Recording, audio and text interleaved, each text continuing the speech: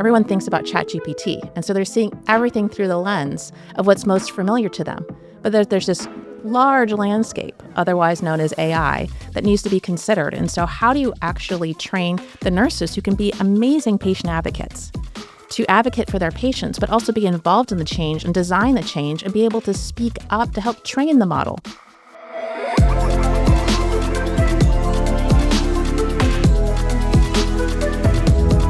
AI isn't the future, it's now. And whether you're in HR, sales, operations, or leadership, the choices you make today will determine whether you thrive or get left behind.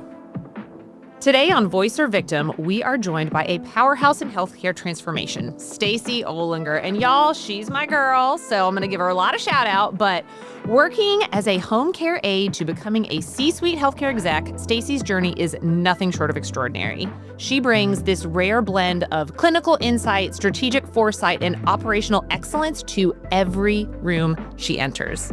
Stacy is passionate about creating systems that are not just financially sustainable, but human-centered. And she believes that AI is a critical part of that evolution. Today, we are digging into the role of AI in healthcare, which I am fascinated to learn about. I want to hear what's up, what's real, and what decision makers at every level need to know. So Stacy, welcome to the podcast. It's so great to have you here. It's great to be here. Oh my gosh. Well, I got to kick it off. What got you into healthcare? I had an opportunity of a lifetime to grow up in Alaska. So I graduated from the University of Alaska Anchorage, and paying my way through nursing school, I took a position as a home health aide. And it was the experience of driving out into the middle of the forest where there was absolutely no road signs and giving a woman a bath with water that I heated on her stove that I realized that healthcare is deeply personal, and people have the need to have healthcare delivered in the way that's most important to them. And they invite you into these most intimate and sacred moments of their lives that you have an opportunity to trust together with them and build a bond that is really transformational. And that is what sealed my love for care at home. Oh my God. First of all, it's just an incredible story. It paints such a beautiful picture. But give me a little bit of your background and kind of coming up, because as a non-techie person, right, I hear healthcare and AI, and I'm like, I'm going to need someone to draw these parallels. So just give me that red thread, walk me through your story, and then we'll take it from there. Yeah. Well, I think, so I'm a Gen Xer, so I actually grew up coding and doing work in the computer. That was one of my other side jobs and working my way in high school. And so I've always had more of a techie side. I call myself the 50-50, which is 50% clinical, 50% techie, which is also creates my own unicorn space. I have an absolute passion to leverage and bridge the gap between clinical and tech. One of my really probably deepest personal experiences was taking a trip to Japan, where I was able to be trained in the Toyota production system and partnered together with Virginia Mason, who was a leader in this space. And what I learned there was that there is joy to be done in the work, regardless of what the work is, whether or not you're a taxi driver or you're a restaurateur or you're an engineer. Having joy in the work is what makes it meaningful. And a leader's job is to remove any burden that prevents that joy from happening. And as I saw that in healthcare, when you're a provider in healthcare, you don't go into healthcare to fill out documentation. I've never once heard a provider or a nurse say, I would absolutely love to spend my day typing in the computer. I would love to spend my day and my evenings at home charting. They go into the work because they want to make a difference in people's lives. And so knowing that the difference between making that impact and that connection that's deeply personal with each and every person that they interact with in healthcare, and what's standing in the way is all of the regulatory burdens and the technology that was unintended but has happened, and being able to bridge that gap. So fast forward, after spending over 2 decades as a C-suite executive, so I've held the roles of a chief nurse officer, chief operating officer. I've also stood up my own clinical informatics team, so I guess you would call me a chief nurse information officer. There's a lot of alphabet soup in healthcare. Also chief strategy officer and revenue officer. I've really worn all the hats. And so this gives me a very unique perspective to not only being a nurse, so I know how to insert a catheter, but I understand the technical part of how do you actually write the code to be able to document the catheter and to get the data out when you're looking for your catheter-acquired infections. And when I had my last organization that I was with, BJC and Washington University, we had an opportunity to implement machine learning in the middle of the pandemic. And while any tech person that you talk with will say, well, AI isn't actually new, machine learning's been around for a long time. What was novel about it is how we took that machine learning and applied it to the clinical setting. So in the middle of COVID, imagine this. You have everyone's running around, right? ICUs are absolutely full. Everyone's backing up in the ED. We had already actually been working on for the last year and a half with the Department of Informatics, this machine learning. It just happened to be ready in the middle of the pandemic. I guess in some ways you could say, thank goodness. So we were able to predict within 24 hours of admission if a patient had a mortality rate that was high, that would signal that they needed some additional attention. They needed to be asked what their plans were.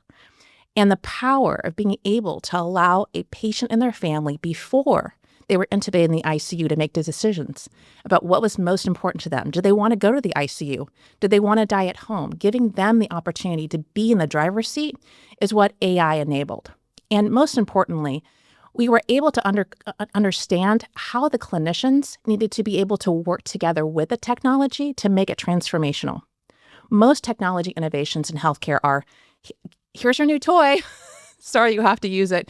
And you have to use it starting tomorrow. And by the way, you still have to keep up the same production. So good luck with this. And it's clunky.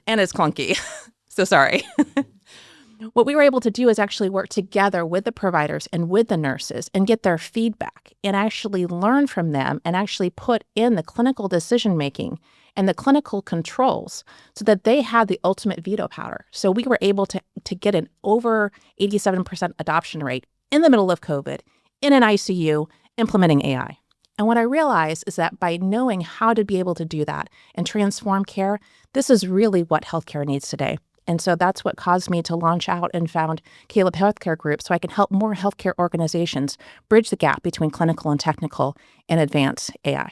All right, Stacy, here's what I love about everything that you just said. And this is, I think, very pivotal for a lot of people when they're thinking about AI is you started to talk about taking, the joy and keeping the joy in work. And I thought immediately, okay, people, what's not joyful is the paperwork. It's the filing. So yes, I see where this is going. AI is going to take all this away. And I was like, okay, cool.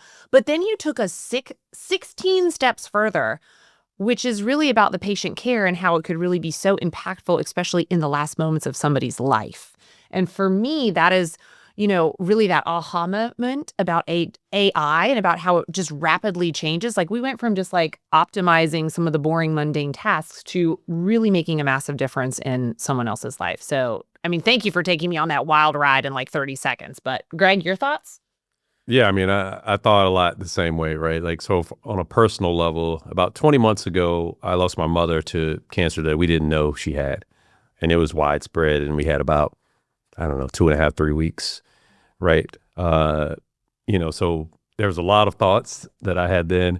And then a couple months back, I was in a healthcare-related AI discussion or event. And Dr. Michael Jabor from Microsoft was talking about healthcare and talking about AI. He talked about his own personal story, right? And how when his father passed away, no one, he said it was 5 doctors around. They couldn't figure out what was going on, blah, blah, blah. But he said later, I don't know how much time was in between when that happened. And then, and how machine learning and AI had progressed. But he said he basically took those same type of symptoms and all of those medical records and through different systems, they all came back with the same right conclusion within 2 minutes, right? And so to your point and to Erica's point as well, I think part of it, and people kind of get lost in it, is the idea that it's about saving time here and it's about this case, but there's also the end result of giving people back time. So it doesn't change nothing was going to save my mother, right?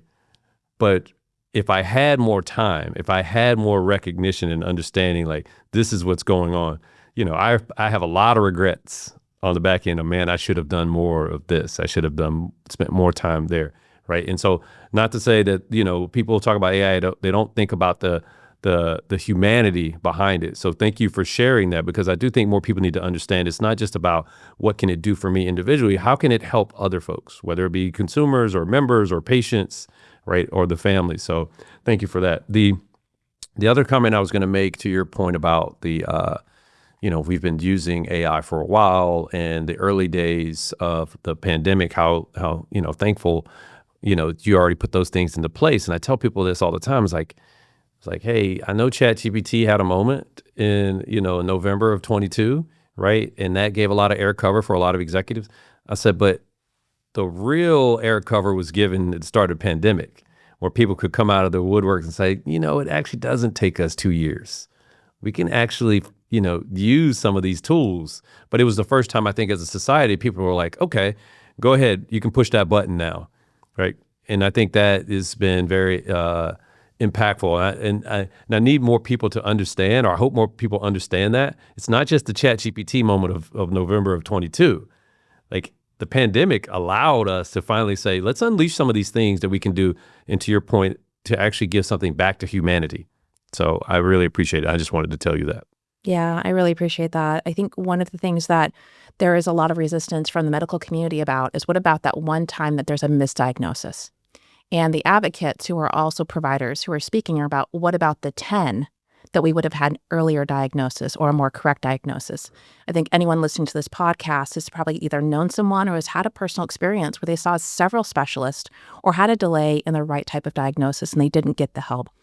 Providers would need to actually study full time to be able to assimilate all of the medical research coming out. But that's what AI can then actually help to assist, is not to make the decision for the clinician, but rather provide them with all the most up-to-date research so that they actually can apply what's more widely known and more widely practiced and proven to the individual patient that's sitting in front of them. And that's what's missed. I also have a very personal story. My brother, about a year and a half ago, died unnecessarily from a pulmonary embolism at the age of 45. And from seeing 3 different providers, I know that if each of those providers would have had his medical information at hand, they would have made different decisions. I don't blame the providers at all. They were working really hard. But there is so much cognitive load that the providers have to remember of what to do and what to document. They have full patient schedules. They have stuff going on at home. And this is where I think we have the biggest opportunity to move forward, but to move forward in a way that recognizes that there is risk, that there are ethics, and that there is bias that all needs to be addressed. There needs to be governance, but that should not slow down the innovation. It should not slow down our ability to implement in a very human way. So one more thing, just as a follow-up. So I'm glad you brought it up. This same event that I went to, there was about 100 people in the audience, and they're all healthcare and education related. And so I was that guy, and I asked a question. I said, we only got time for 2 questions. I was like, ooh, pick me, right? And the first thing I said was, what do you do if your only governance is from the legal community that just says don't? And so Dr. Jabor again had a very great response, because he had already shown some statistics about AI and their ability to diagnose correctly versus the average doctor. And what he said was, I think, was pretty profound, and is to your point, which was, he said, it's in the next 5 years, it's more likely than not that it will be illegal for a doctor or a surgeon to, provide any level of healthcare without AI. He said, more likely than not. He said, so what I would say to that legal community is, this is going to happen when and it should happen, and it's for the betterment of humanity. So I just wanted to call that out. It's like, I think people are starting to recognize that this is where we're going, right? And so that's why when we talk about AI voice or victim, either ride the wave or get crushed by it. But this is where we need to go. Well, I'm glad you brought up bias, because that brings me immediately to all of the women in healthcare who are Black, brown, or any other color other than white, who are all completely ignored in the healthcare system. I mean, the data is out there that, if a Black woman goes to the hospital with pain, that she's dismissed, right? Immediately, we're talking, yes, there will be bias in AI, but there is just bias in people that are causing massive, massive issues. So I don't know about you, but I would rather have a computer have a little bit of bias than supposed to be the person who's looking out for my health and well-being. I mean, I told you the story. My mom went to the doctor many, many times. They treated a lot of different symptoms, right? It wasn't until she was literally on her deathbed that they ran her through the scan, and they were like, she lit up like a Christmas tree.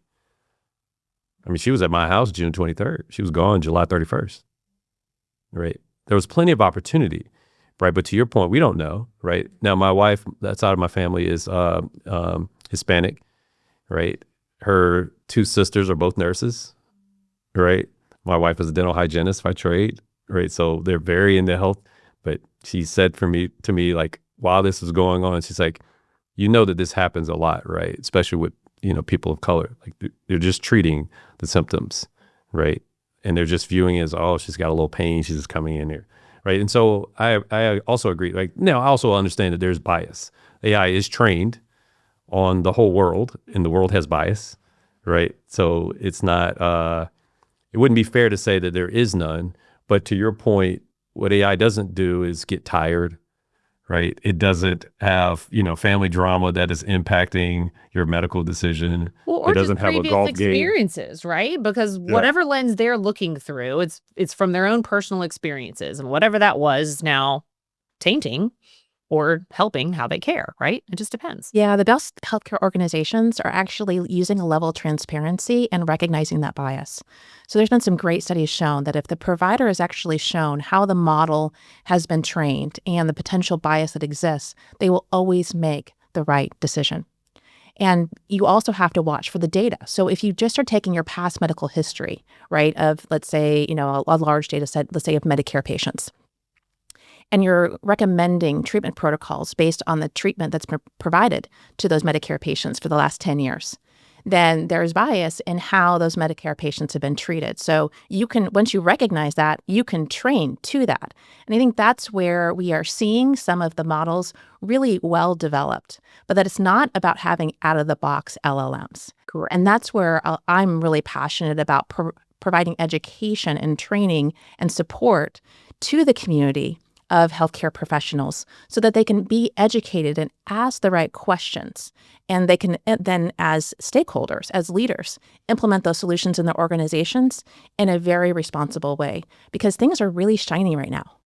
Looks really great, but if you're not educated, then how do you know to ask the questions and make sure that you're supporting the right level of governance as well as all the way to implementation? Yes, and you're doing an AI webinar series soon, so tell me about that. Yeah, this is really generated out of the recognition that a lot to Greg, the point that you mentioned around everyone thinks about ChatGPT, and so they're seeing everything through the lens of what's most familiar to them.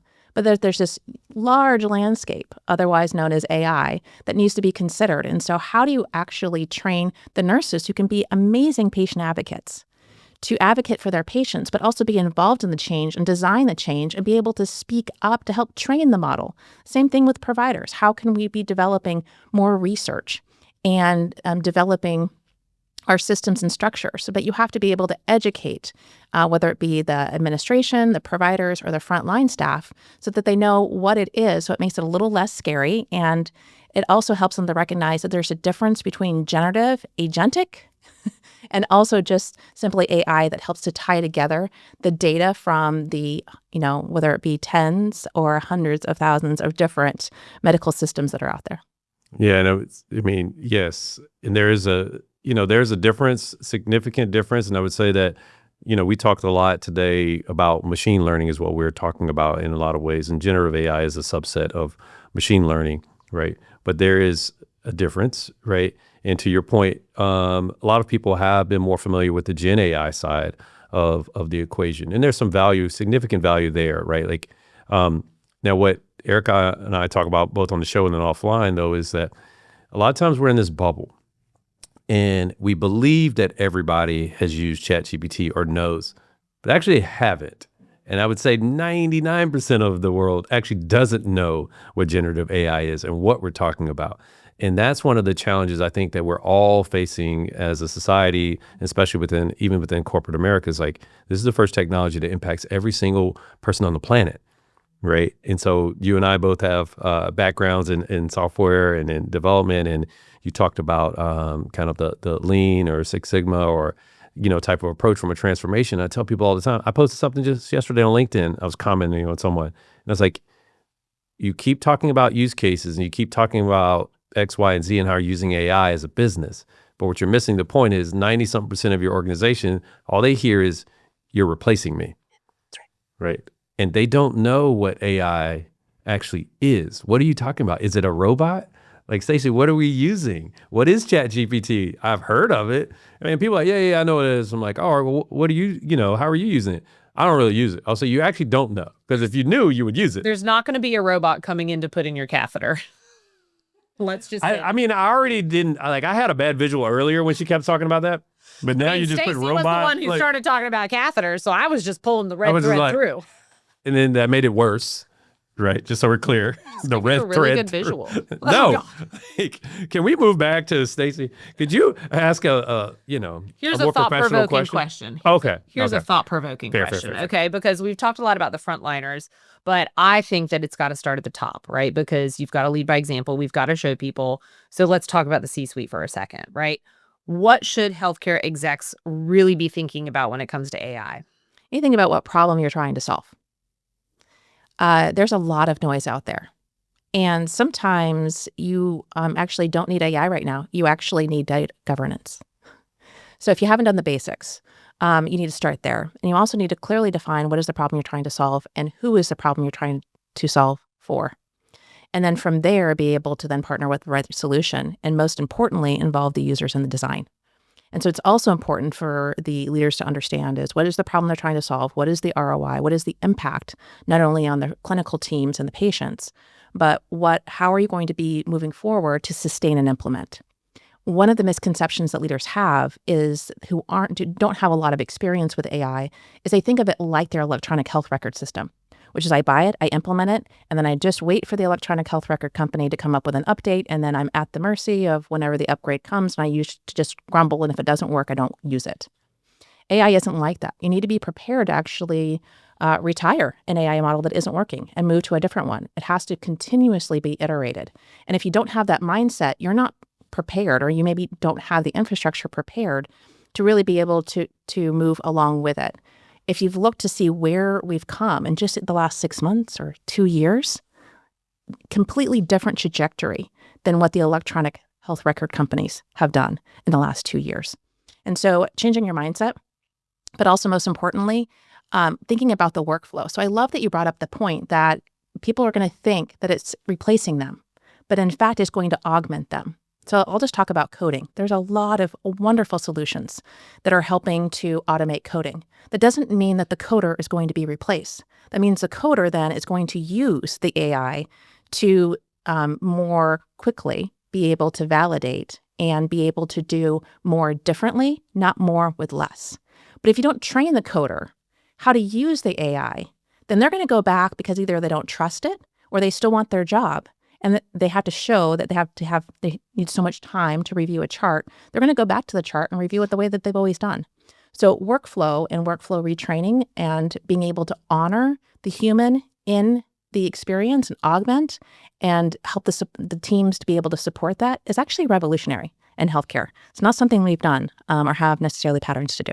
Yeah, I think those are such critical points. I know recently there's gone viral about the CEO at Shopify. And basically, he said, this is going to get leaked, so I'm just going to put it out myself, right? He said, because my email is going to get leaked. And basically what he said, paraphrasing, is basically he's mandating now. He made it optional to use AI, or he encouraged to use AI. Now he's mandating to use AI to the point where it's going to be a part of people's performance reviews, right? And they want to see how people are using it, right? Now, there's a lot of folks saying that that's the wrong approach and this and that. And I understand why he's doing it. Right? Part of it is what he's trying to get folks to recognize that he doesn't want to become the victim. He doesn't want the company to become the victim, which then they would become. And that's part of the point that people are missing. Right? The other part is the expectations. Right? Shopify's e-commerce is radically different than when we're talking about members and patients. Right? But if you think about the job to be done that you kind of described earlier, right? Imagine how much more time you can give back to families. Right. Like it's about the inpatients in that experience. It's not just about, you as an employee, but if you can create that through line, right, from, what the customer or what the patient needs back to what the coding person, no matter what your role is in an organization, if you can create that through line, that can be super powerful. When we talk about workflows, right, I tell people all the time, AI will absolutely replace a lot of processes. Right. And if your main job is just to pass the paper from one machine to the other, then yes, there is some risk in that. But I can't imagine anyone, one, signed up for that, or two, any leaders like, yeah, that's what I want you to do every day. Right. So to augment makes a lot of sense. I think the thing is, I agree that from the top down, but if you've been in any type of transformation, you also have to find internal champions. You have to find pilot projects. So I guess I'll ask this question because I've seen this a lot come up of late, which is, what do you do in a highly regulated, highly invested company that's been spending the last 10 years investing in centers of excellence, centers of analytics, big data, and now you're telling folks there's a different way, right? So are you seeing resistance because of the tech debt and what people have invested in? Is that holding folks back, do you believe, in the healthcare space, or am I missing the mark? I think for the listeners out there who aren't very experienced with healthcare, healthcare is not like the finance and banking industry in which the data sets are standardized. I can go anywhere in the world and go to an ATM and access my funds. I cannot go anywhere in the world and access my health record. And so one of the biggest challenges is that when meaningful use was put out, there was not a requirement to have interoperability. And so there are health record systems out there that don't interface and don't have interoperability. So there's not a way to get the data in and out. I work with some organizations that are using RPA to be able to get the information out. That's crazy. Can you define that for the audience? I know what RPA is. Yes, it's the process automation. So it's using a bot to be able to do what a human would do. It's like robotic process automation or something. That's right, robotic process automation. And so it looks like training the computer to do what a human would do and log in, get the information, and then move it over to a different program or screen. And so recognizing that's some of the barriers is just simply how the data architecture is, and the limitations of the electronic health record companies and the number of different inputs. The other second barrier is around HIPAA, which is the Health Information Privacy Protection Act, which allows you to say who you want to share your information with. There isn't a really elegant way to be able to provide that level of authorization that you want as a patient or family member to anyone that you may encounter, whether it be an urgent care or a pharmacy or the hospital that you go to, or two different hospitals that you go to if you're on vacation. So that's another challenge, is that by trying to protect your health information, it does provide a barrier to the data going around and helping to support with some of these efforts. So those are two things I think about. And the third is just simply some of the risks that we talked about before and legal considerations and the traditional glacial speed that some healthcare organizations move at. And some of it is due to caution and does allow for the time needed to get the results and to get accuracy. However, there is a balance. And I think that's what COVID showed us, right? When we're able to speed things up and have appropriate guardrails, we can see actually innovation reach the patients faster. Most organizations have actually rolled back from their COVID policies and approvals. And so I think that's where I'm seeing some of the slowdown in the innovation as of today. Mm-hmm. So interesting. I'm also interested in how are the frontline workers feeling about AI? Because I think in my experience, those are the people who I see are the most anxious about it. What's your opinion? I think with anyone that you would talk to, you do have the early adopters and you have the late adopters. So you'll talk to some providers who absolutely love it. It's absolutely been a game changer. It's allowed them to be at home at dinner with their families. It's allowed them to focus on what matters most and being able to spend the time that they want to with their patients. There's others that don't understand it or find so much friction with it, they don't use it at all. So I'm seeing a really widespread adoption. And some of it is directly related to the implementation or the type of AI. And some of it is actually due to the comfort level of the provider. So I'm seeing a really wide range right now. And I do expect that to change over time, but I think that's what we're seeing is that normal change curve. I know we talk a lot about the psychological safety, and when you're talking about change and implementing that, I imagine though in the healthcare setting, right? It's hard to say, oh, it's okay to fail. That's what we're all doing here. Let's just talk about them. You're like, no, you can't, So it's not like they have this safe place to go and fail. What advice would you give, I would say, frontline workers who are anxious, who want to lean in, but are terrified of the failure? There's an arc going from novice to expert. And if you have been a provider and you're now 20, 30 years into practice, you do not want to walk in front of your patient, whether that be into their house or into the clinic room or into the hospital bed, and not act like what you're doing. And so you have to decrease that barrier. So the story that I shared earlier about the machine learning that we implemented within Epic, what we learned is that even though we could signal that the patient had a high likelihood of mortality, we then had to address the secondary barrier. Was the hospitalist or internist prepared to have the really difficult conversation with the patient and family about the trajectory of the disease and helping them to go through the decision-making process? And what we found out was no. So it's not just about the tech, it's also about the communication. But this is where AI can help in that so that providers have a safe space to practice. There are models out there. I mean, right now you could talk to ChatGPT and say, okay, when you can even train it for the model. All right, I want to have this type of communication with my patient. You could say, and so we actually did this without using AI. We put them all in a classroom and we did role plays. We had actually trained professional actors that the providers could interact with to get comfortable having these conversations so that once we had the technology, it actually was able to make impact at the front line. And now technology is able to do that. The technology could be that trained actor that we actually had to pay people to do, but you could actually now do this in the comfort of your living room and have a conversation to help you feel like you were ready and now expert so that when you walk into that patient room on the next day, you can have the conversation with confidence. And then you don't get bad reports for poor bedside manner. Right. Yeah, I mean, That's right. I tell people that's like, so you touched on so much there. I think one of the things I was playing around with last weekend, I was using HeyGen and I was using Synthesia to create digital avatars, right? To basically, to do these types of workshops. And I fed it in some information. I was just amazed at the virtual digital twin or whatever you want to call this avatar that was speaking back to me with all the stuff that I prompted using emotion and things. But to your point, it's a great way to train. Another thing I tell folks all the time is I use the role playing aspect of it too, right? So I set up some prompts for HR and for other folks. I'm like, it's not just getting a question. It's having a conversation. The reason why it's called Chat GPT, it is a conversational engine. It's not like a traditional search scenario. So the role playing aspect, I think people, if they understood, again, there's a lot of education has to go in, a lot of demystification. The other thing is like, you said the word epic. That's the number one. Every time someone in healthcare, they'll reach out to me, it's like either they love it or there's some eye roll. It's like, oh, we're implementing epic right now. Do you guys know anything about this? I was like, man, I don't know anything about that. But like, that's like the platform, right?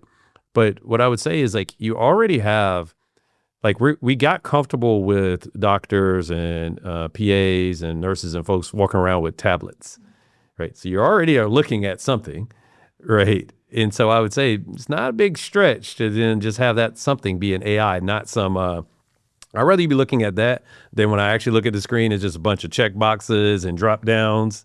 It's like, and you're asking me about my medication.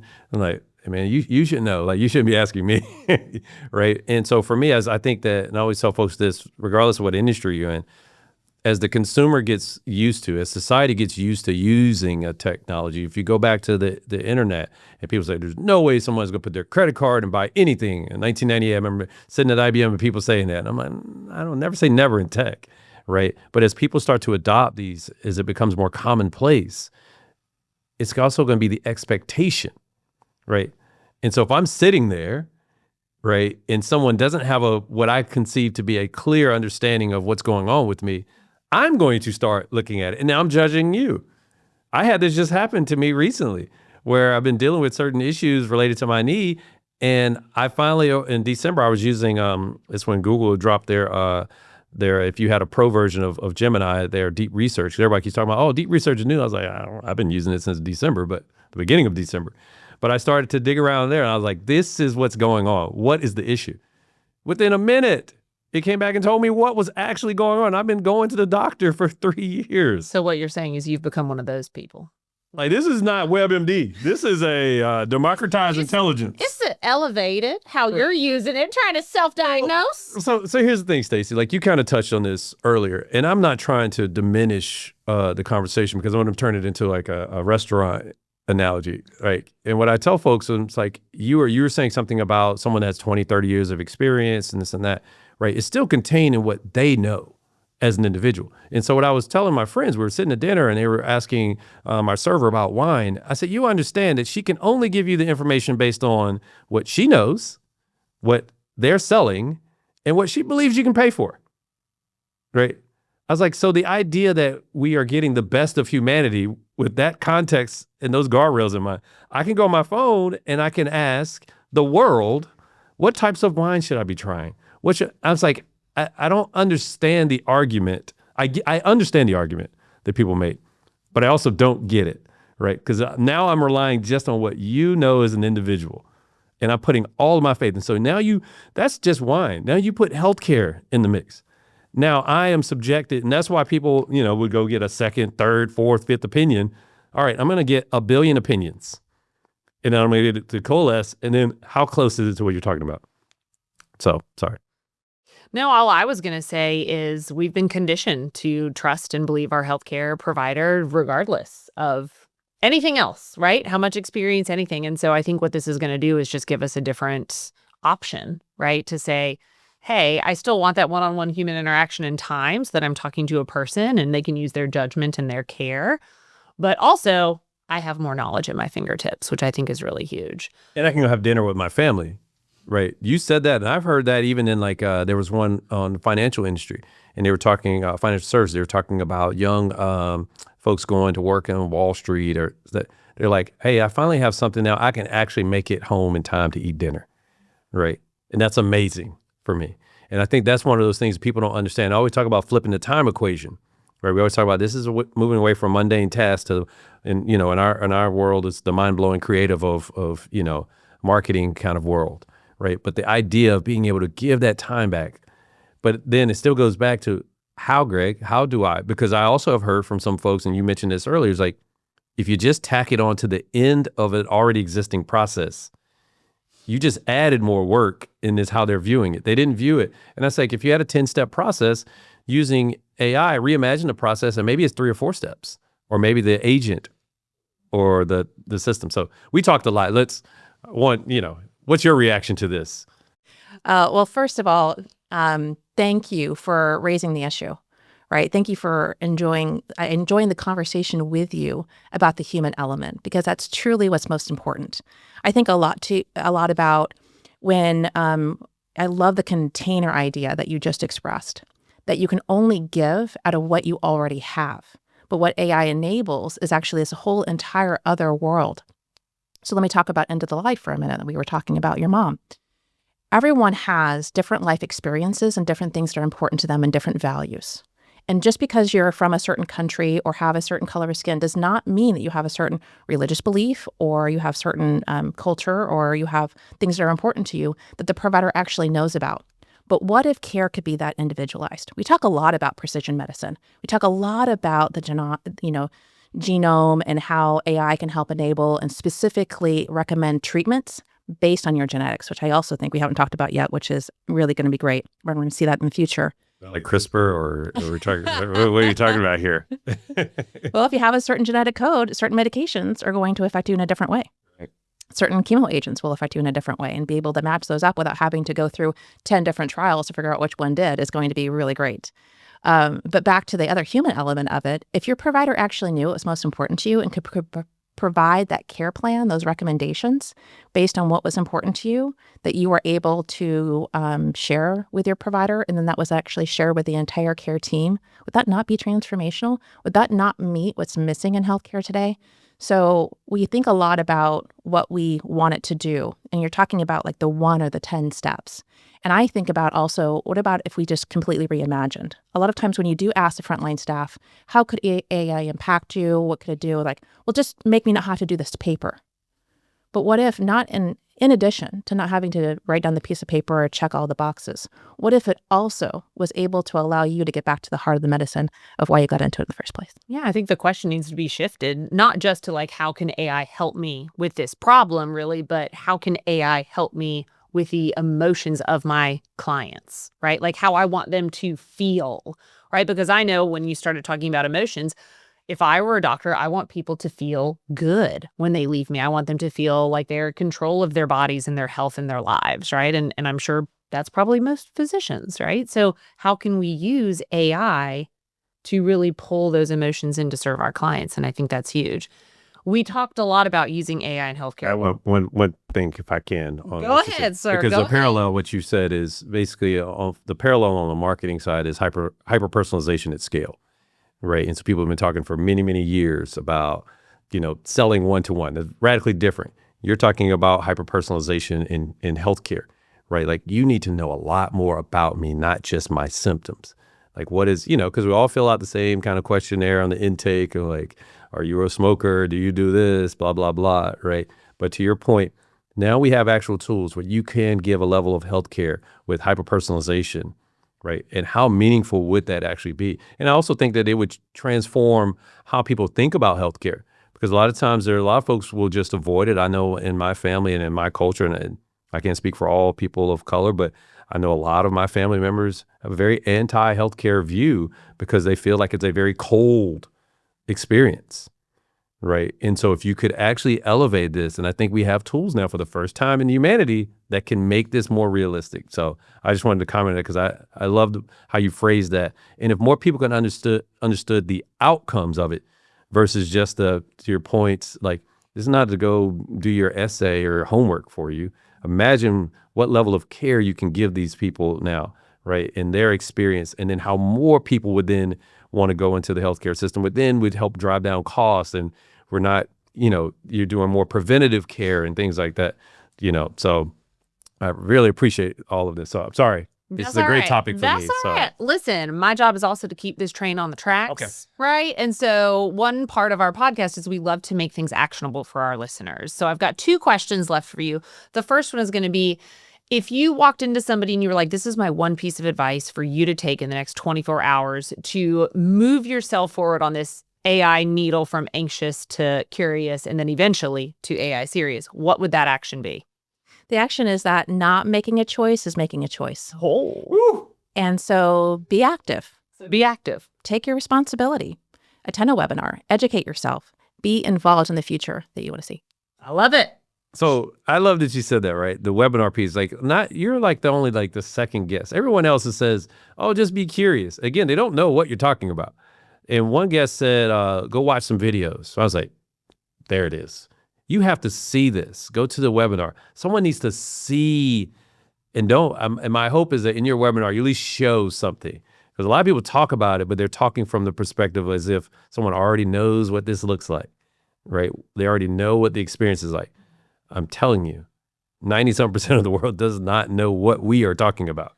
We're in a bubble. I mean, this conversation alone, though, has shifted my perspective on what AI could possibly do in healthcare. So if you're listening and your mind hasn't been shifted, I don't know what to tell you. But what you have shared has been incredible. We also love for people to see, like, how is this used in the real world, right? Play our game. And this is where we play our game. This is called Last Chat, all right? And this is where you have to pull up your ChatGPT, your Gemini, your AI use of choice on your phone and share with us, what was your last chat? Ooh. And don't worry, we don't make you do this alone. We'll dive in here too and tell you what our last chat is. Did I have to participate? Oh, absolutely. We going all in.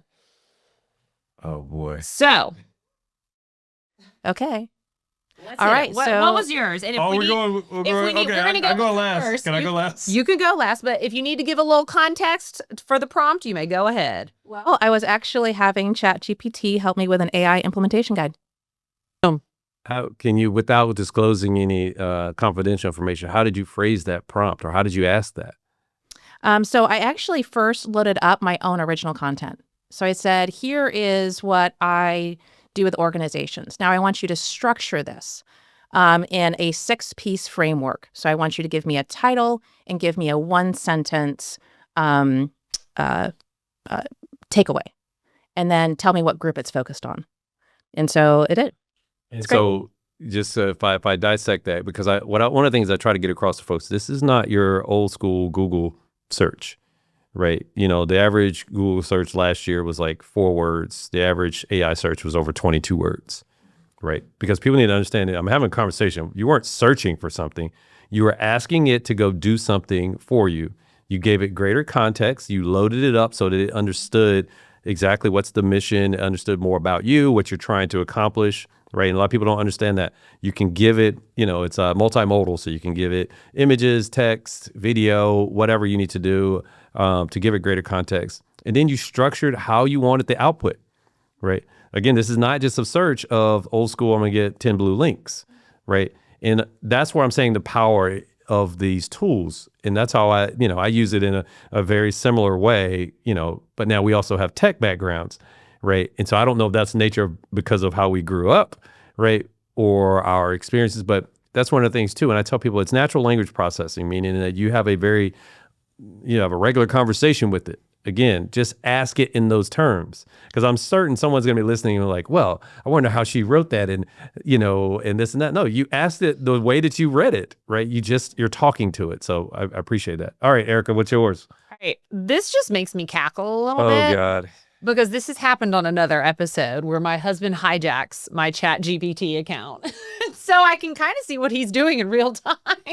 So Dan, Is if he you're aware? listening, no. He is not. Well, he is aware that he shares this with me. He is not aware that we take this game and go public with it. So apparently he's interviewing today. And so he was asking what are some good interview questions. And I followed through. He's interviewing someone. He is interviewing someone to be on his team. And so I followed through the interview prompts, and it finally got it all the way down to like, how do you answer the question about work-life balance?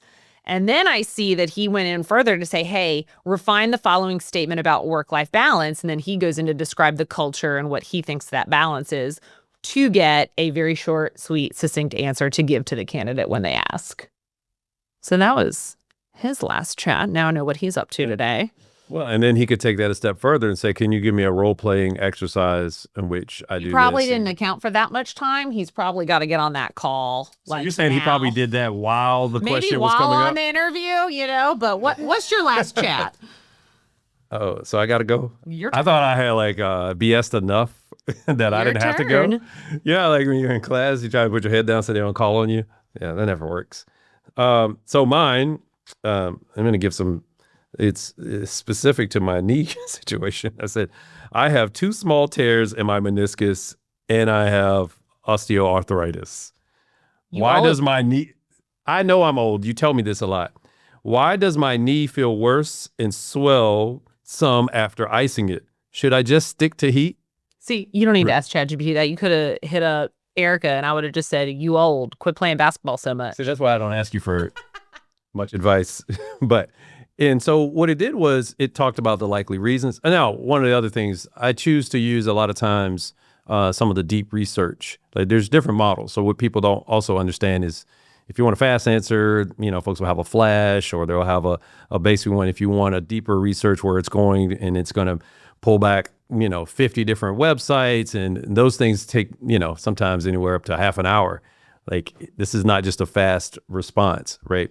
And so that's a whole different, we need to have an episode talking about the difference between how people are using these models, right? But it gave me the likely reasons. It gave me, heat therapy obviously is also telling me you should probably still go talk to your doctor. Like I am not, But the other thing is because I give it so much context, it talks in ways that's familiar to me. Mm-hmm. Now, which is good or bad. I've told people on other episodes. The other problem that because I've trained it and it's gotten used to me, every time at the end of it, it gives me a monetization strategy of how I can turn this into a business opportunity. No matter what I ask it. And I was like, hey man, this is healthcare. Please stop. I'm just talking about my personal health. I'm not trying to sell anything. Mine always gives me like a let's do this. Yeah, because she's trained it. So it talks like her, right? That's funny. Spicy. Yeah, spicy. Well, Stacy, thank you so much for coming on, for talking about AI and healthcare and your vision of it for the future and everything that you're doing with these webinar series. Where can people find you so that they can come check out these webinars when you have them? Oh, fantastic. So we'll put hopefully a link in the show notes. But you can also go to calebhg.com. That's the website for Caleb Healthcare Group. You can also follow me on @Stacy Olinger. And she's on LinkedIn. She lives there a lot too. So thank you so much, Stacy. Thank you.